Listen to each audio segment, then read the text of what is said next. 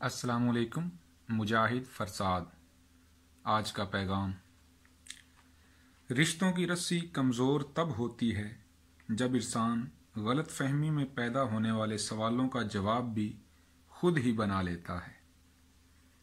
قتیل شفائی کہتے ہیں، محبت میں غلط فہمی اگر الزام تک پہنچے، کسے معلوم کس کا نام کس کے نام تک پہنچے۔ نذیر بنارسی لکھتے ہیں، بدگمانی کو بڑھا کر تم نے یہ کیا کر دیا، خود بھی تنہا ہو گئے مجھ کو بھی تنہا کر دیا۔ اشرف یوسفی نے کیا خوب کہا ہے، چراغوں کو غلط فہمی ہوئی ہے، ہوا ساکت نہیں سہمی ہوئی ہے۔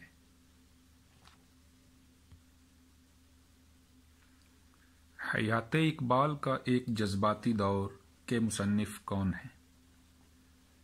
پروفیسر محمد عثمان۔ عام طور پر یہ سمجھا جاتا ہے کہ انٹرویو میں کتابوں کے نام نہیں پوچھے جاتے۔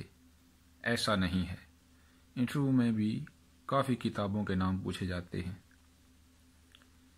موسیو لینن و کیسر ولیم، یہ نظم کس کتاب میں ہے؟ یہ نظم علامہ اقبال کی پیام مشرق میں ہے۔ سرمایہ کس کی تصنیف ہے؟ سرمایہ کارل مارکس کی تصنیف ہے۔ میرے نزدیک فاشزم، کمیونزم یا زمانہ حال کے اور ازم کوئی حقیقت نہیں رکھتے، کس کا قول ہے؟ یہ علامہ اقبال کا قول ہے۔ ڈیش ایک ایسی کوشش کا نام ہے جو پہلے علم کی تلاش، پھر تصدیق، پھر تشہیر کرتی ہے۔ تحقیق ایک ایسی کوشش کا نام ہے جو پہلے علم کی تلاش، پھر تصدیق اور پھر تشہیر کرتی ہے۔ دستاویزی تحقیق کا دوسرا نام کیا ہے؟ دستاویزی تحقیق کا دوسرا نام تاریخی تحقیق ہے۔ کس کا مطلب ہے دور یا پرے سے دیکھنا؟ سروے کا مطلب ہے دور یا پرے سے دیکھنا۔ ابو التاریخ یا بابائے تاریخ کس کو کہا جاتا ہے؟ بابائے تاریخ ہیروڈوٹس کو کہا جاتا ہے۔ نصاب یا کریکلم کیا ہوتا ہے؟ بعض اوقات لیکچرر کے انٹرویو میں جب امیدوار اپنا تعارف کراتے ہیں تو اس میں وہ بی ایڈ یا ایم ایڈ کا ذکر کرتے ہیں، تو اس لیے ان سے بی ایڈ کے سوالات بھی کیے جاتے ہیں۔ تو ہم دیکھتے ہیں کہ نصاب یا کریکلم کیا ہوتا ہے۔ نصاب کے لغوی معنی راستے کے ہیں۔ نصاب یعنی کریکلم کا لفظ لاطینی زبان کے لفظ کوریئر سے بنا ہے، جس کے معنی ایک ایسا ہموار راستہ ہے جس پر کوئی فرد دوڑ کر اپنی منزل مقصود پر پہنچتا ہے۔ مثلا اگر کسی طالب علم کو ڈاکٹر یا انجینئر بننا ہے تو وہ اس مقصد کے لیے ایسے نصاب کو منتخب کرے گا یا ایسے نصابی راستے پر چلے گا جو اس کو اس منزل یا مقصد تک لے جائے۔ انٹرویو میں جب نصاب یا کریکلم کا سوال ہوتا ہے تو ساتھ ہی کورس، سلیبس اور کریکلم میں فرق بھی ضرور پوچھا جاتا ہے۔ تو نصاب کے بارے میں ہم نے بات کر لی ہے، اب دیکھتے ہیں کہ کورس اور سلیبس کیا ہوتے ہیں۔ سلیبس کو اردو میں خاکہ نصاب بھی کہتے ہیں۔ خاکہ نصاب کچھ اس طرح کا ہوتا ہے کہ مثلا مطالعہ پاکستان کے سلسلے میں کس قسم کے موضوعات پر بحث ہوگی، اردو یا انگریزی میں کتنے اور کس قسم کے تجربات مہیا کیے جائیں گے، مثلا نثر، نظم، مضمون نویسی، گرامر، زبانی اظہار خیال کی مہارتیں وغیرہ۔ اسی طرح سائنس اور ریاضی کی تدریس کے اپنے علیحدہ مقصد ہیں۔ ان مقاصد کے حصول کے لیے سائنس اور ریاضی میں کون کون سے موضوعات اور تجربات کسی مقررہ تعلیمی سطح پر دینا ضروری ہے۔ کورس کے لغوی معنی ہیں راستہ۔ ظاہر ہے کہ راستے کا تصور منزل کے بغیر نہیں کیا جا سکتا۔ کبھی یہ بھی ہوتا ہے کہ منزل ایک ہوتی ہے مگر راستے مختلف ہوتے ہیں۔ مثلا عید کے دن مختلف راستوں سے ہو کر لوگ عیدگاہ کی طرف رواں دواں ہوتے ہیں، لیکن مقصد مشترک ہوتا ہے کہ عیدگاہ پہنچ کر نماز عید ادا کی جائے۔ بچوں کی تعلیم کے سلسلے میں مشترک مقصد یہ ہوتا ہے کہ بچے کی صلاحیتوں کو اجاگر کر کے اس کی شخصیت کی تعمیر مضبوط بنیادوں پر کی جائے۔ اس مقصد کے حصول کے لیے ہم کئی راستے اختیار کرتے ہیں، یعنی مادری زبان کا راستہ، ریاضی کا راستہ، معاشرتی علوم کا راستہ، سائنس کا راستہ، اور اسی طرح بہت سے راستے ہیں جو اختیاری اور غیر اختیاری طور پر اختیار کیے جاتے ہیں۔ ان میں سے ہر راستہ کورس کہلاتا ہے، یعنی ریاضی کا کورس، سائنس کا کورس، معاشرتی علوم کا کورس وغیرہ، لیکن منزل اور مقصد ایک ہی ہے، یعنی بچے کی شخصیت کا ارتقاء اور تعمیر۔ گویا تمام کورسز مل کر سلیبس، اور پھر سلیبس اپنی تمام تفصیلات کے ساتھ مکمل ہو کر نصاب یعنی کریکلم بن جاتا ہے۔ جمود کسے کہتے ہیں؟ جب زندگی ایک ہی ڈگر پر طویل عرصے تک چلتی رہے تو فرسودگی اور یکرنگی چھا جاتی ہے، اسے جمود کہتے ہیں۔ جمود کا مخالف عمل کیا ہے؟ حرکت جمود کا مخالف عمل ہے۔ تاریخ کا ایک مطالعہ۔ اس کتاب کے مصنف کون ہیں؟ ٹائن بی اس کتاب کے مصنف ہیں۔ انٹرویو میں رجحان اور تحریک کا فرق پوچھا جاتا ہے، تو ہم دیکھتے ہیں کہ رجحان کسے کہتے ہیں۔ اگر تبدیلی کی خواہش کی تکرار لاشعوری طور پر ادیبوں اور شاعروں کی تخلیقات میں ہونے لگے تو اسے رجحان کہتے ہیں، جبکہ کسی مخصوص رجحان کا جادو جب معاشرے کے وسیع طبقے کو اپنی گرفت میں لے لیتا ہے تو تحریک جنم لیتی ہے، یعنی تحریک رجحان کی وسعت ہے۔ محبت ہی اس کارخانے میں ہے، محبت سے سب کچھ زمانے میں ہے۔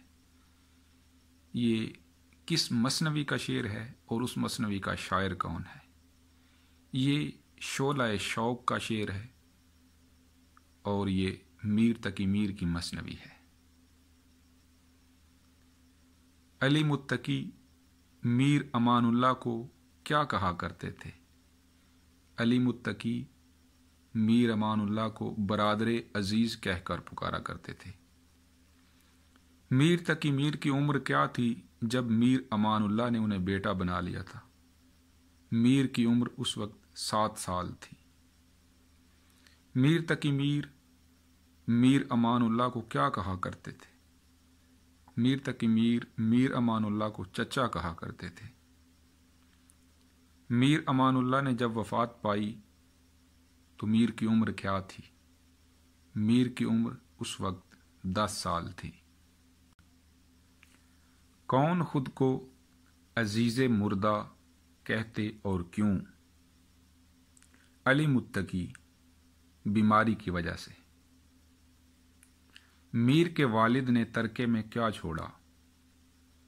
میر کے والد نے ترکے میں صرف چند 100 کتابیں چھوڑی۔